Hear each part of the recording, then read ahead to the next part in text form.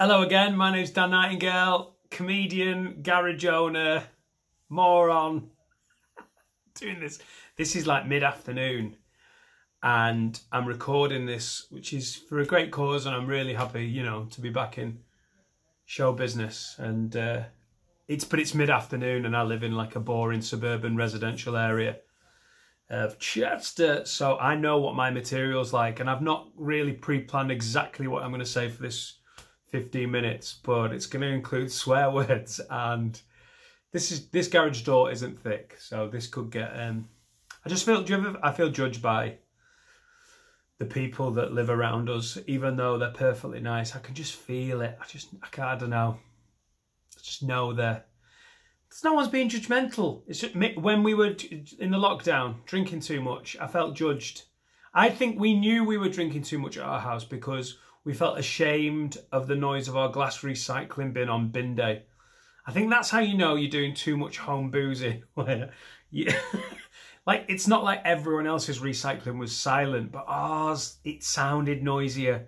Like the glass bit, it's like a nightclub bottle bin being emptied out at 4 AM, like glass cascading and smashing everywhere. It was so loud, I got to the point where I wanted to go outside and really conspicuously give a reason for the noise to the neighbourhood. Like, bloody hell, Laura, we need to stop eating so much jam and marmalade. She's like Paddington Bear. Oh, my kidneys. So, yeah, that was too close, wasn't it? So I just saw my own head looming like, yeah, we live in I'm from the north, obviously. I don't live where I'm from. I've moved an hour away, which for my family is like a lot. I've almost been excommunicated. I'm from Preston originally, and we traced our family back on Genes Reunited. I don't know if you've ever done that. We've done the Genes Reunited thing, and it sort of goes back and checks your lineage and tells you where you were in terms of your bloodline. We got back to, I say we, it was actually my stepmom that did it, which is trying too fucking hard, isn't it? She was like, oh my God, it's going to be so exciting. Let's see how far we go back to. In my head, I was like, probably to about 2003 when you married Dad. And that's how you ruin Christmas. But we got back to 1650, which is English Civil War. Not that I know a load about it. Found out it's English Civil War. 370 years ago now. Do you know where we were? The Nightingales. 370 years ago. I tell you, we were 8 miles from where I was born and raised. How disappointing is that? You think you're going to be from some exotic part of the world, and you're from round the fucking corner. It's 370 years. That's 370 years of my family going, where do we want to go? So northern. Where do we want to go? What, long term? Over there. Very slowly, mind you. And now I live in this sort of suburbanly, reassuringly boring, white, lower middle class nightmare. Just amazing. We've got farms, semi-rural, so there's farms around. They do I actually showed you, they do shooting, like with guns. Yeah, they pheasant shoot or clay pigeon shoot. But I used to live in Manchester, so I'll literally like be walking to the post office and I'll hear gunshots. I'll be like, fuck, they're shooting. That's how you know you listen to too much hip hop, when you're doing Nas references, walking around like a fucking farming village, like, oh, they shooting. How made you look? I actually lived in Manchester for how long? 10 years. So in the city centre as well. Took me fucking ages to finally get like a deposit for a house together. People are like, oh God. I remember I was like 35 and I still hadn't bought a house. And people were like, oh God, have you not got a house yet? You're like, no, I've not, because I live in Manchester city centre and jazz all my fucking money on booze and other things, you know. It's like, oh God, you've not saved for a deposit? You're like, no, I go clubbing. The two things don't go together. Who gets off the tits on drugs and like blacks out on a Saturday night and then comes to like, oh my God, we had a mad one, we went clubbing, then we went to another club, then we went to an after party. Next thing I knew, I came round, it was Monday morning, I was in the Halifax Building Society applying for a help to buy ISA. It doesn't happen, does it? It's just... But that was my Mancunian accent, by the way. Did you like it? That's the one where it's really easy to do. It doesn't get taken the mickey out of in comedy all that much. Like Geordie, everyone loves doing a Geordie. Hey, I'm from Newcastle. You're like, you're not. You sound like a moron. Like, hey. And everyone thinks they can do Scouse. Like, hey. Look, it's not. That's quality. Just awful. But Manchester manages, no one ever takes the mickey. I've got it down if you want to do it. You make a nasal sound like you need an antihistamine. Or, you know, when you've eaten a bit too much banana. And then you just sort of pick one note and keep hitting it. Like, yeah, all right, mate, are you doing all right? Just get a natural sway to it because there's a rhythm to it. Yeah, all right, mate, are you doing all right? Yeah, nice one. When like, it's weird, isn't it? Just hit the monitor like, nice one, you seem all right. Are you doing all right? You know, when I first moved to Manchester, I found it threatening. But after a while, it was like Stockholm Syndrome. I found it reassuring, and it's always at that same note and tone, like, reminds me of my clubbing days, It's dancing in conversation. Take me to high. Doesn't matter what's being said. A Mancunian can only ever picture at that monitor like, happy birthday, Nana. I hope you have a really nice day. Claire, I haven't loved you for 6 years. I'm leaving you. There's a shark. Get out of the water. That joke is ridiculous. It's not even a joke. I don't even know what it is. But I've made my living off, you know, stupid voices and performance pieces for quite a long time. One of my favourite bits about that joke is when people don't laugh at it. They're like, oh God, who's Claire? What's she? Oh, that's so sad. He hasn't loved her for 6 years. Don't feel bad for her. She is fictitious. It's just a made up character. Now I live in an area where it's just all pretty boring, really. Kind of miss the city. Although I don't miss the teenage lads. So, because I'm 5'7" ¾ I look like this. I think that's how you know you're not particularly hard, when you're scared of children, you know? Like, even 12, 13-year-olds intimidate me a little bit because they're just... What can you do with them? They're just... It's not good, is it? We had some kids hanging around on the local playground recently with us, and they were blocking, it was like 13-year-old lads, and they were blocking the gate to the... It's like a tiny... It's not like a young adults playground. It's like a kiddie playground. And I just got all amped up, and my dad came out. I was like, come on, guys, get away from the gate. You're being selfish. And they all scarpered apart from one little alpha dog. And I'm 39 years old. I own a Volvo. And he stepped up to me on his little mountain bike. And we had a little moment where we were like, are we going to do this? Are we going to alpha dog it? And this is how wimpy I am. I considered backing down. And I was like, no, Dan. Behave yourself. You've got a pressure washer. You are a man. So he's like, no, why are you shouting at me? I was like, because you're I literally said this, full volume, like a substitute geography teacher that was trying to be matesy but lay down the law. Like, because you're being inconsiderate. Think about it. I was like, as I walked away, I was like, that's it. 14, I'd honestly. 15, I'd consider letting them do anything.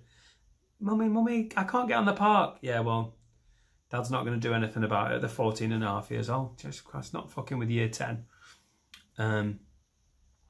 What age would I? 16.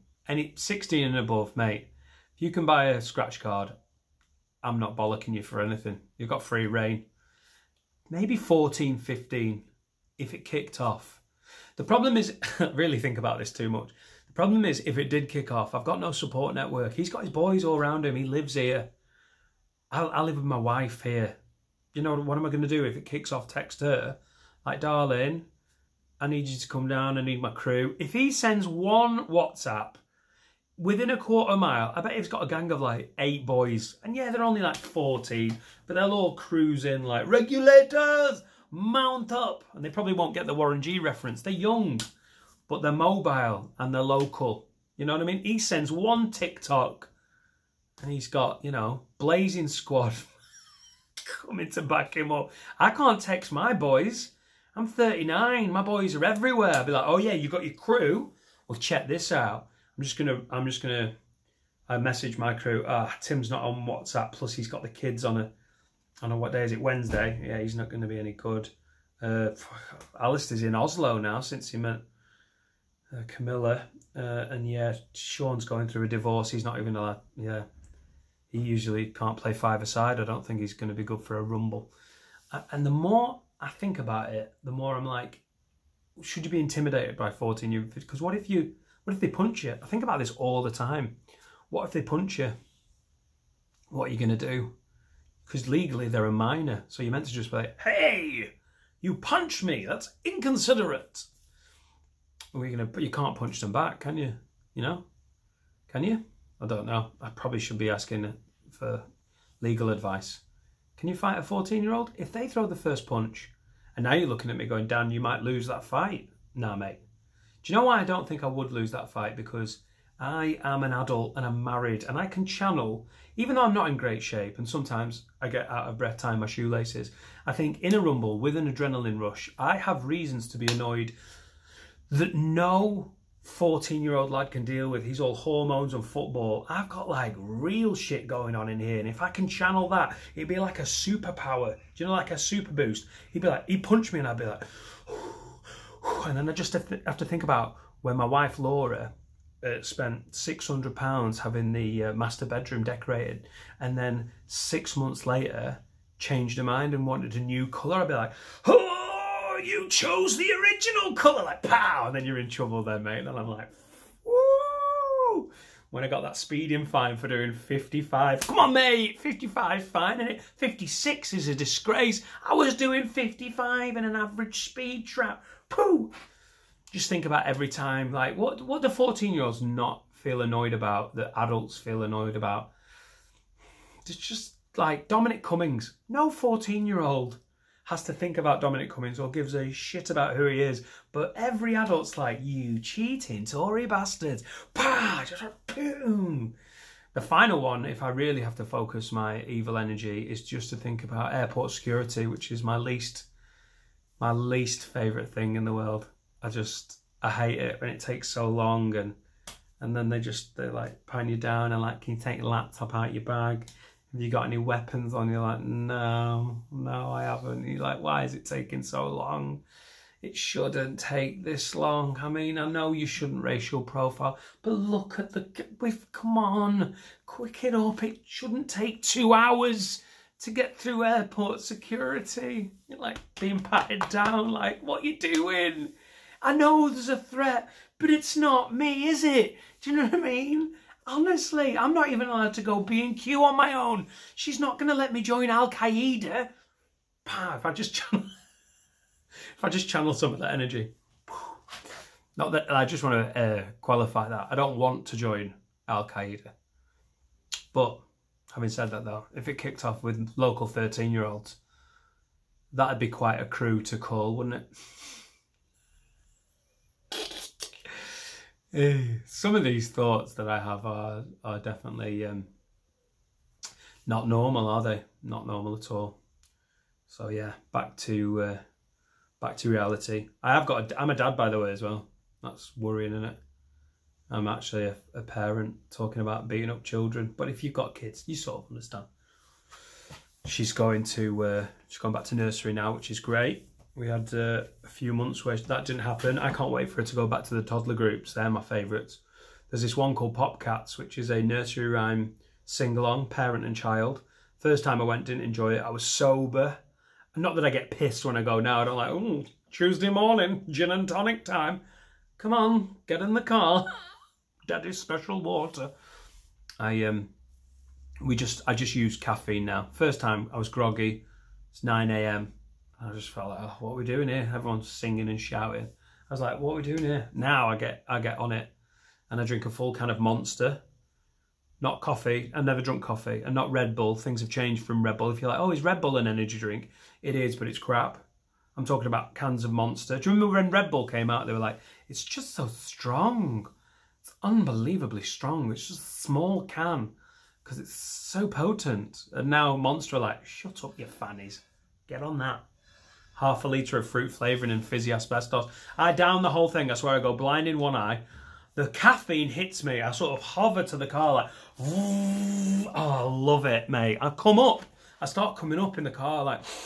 I used to go clubbing, and I once went to Ibiza. That'll never happen again. My balls are in, honestly, they're on the shelf. I get that, and but this is the closest I get. Instead of doing pills, I do a full kind of Monster, and I start coming up in the car like, do you feel good, Laura? I feel real good. Do you feel good? I feel warm. Do you know what I mean? I feel warm. What's this? What? It's Monster. It's healthy. Vitamin B. It is healthy. Caffeine, guava, taurine. What does that say? Uranium, plutonium, crystal meth, unicorn tears. I love it.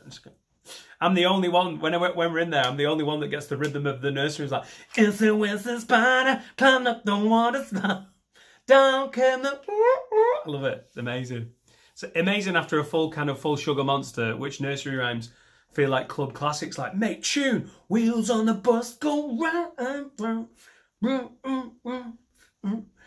Miss Polly had a dolly who was 666, so she called for the doctor to come quick. The doctor came with his bag and his hat, and he knocked on the door with a rat-a-tat-tat-tat, tat-tat-tat-tat-tat-tat-tat-tat-tat-tat. I love it. Off my tits. I really get involved, that's what I'm saying. So, it's been a pleasure shouting nonsense in my garage. I hope you have a fun online e-event, whatever this is, whatever this has been. Good luck to you. Merry Christmas.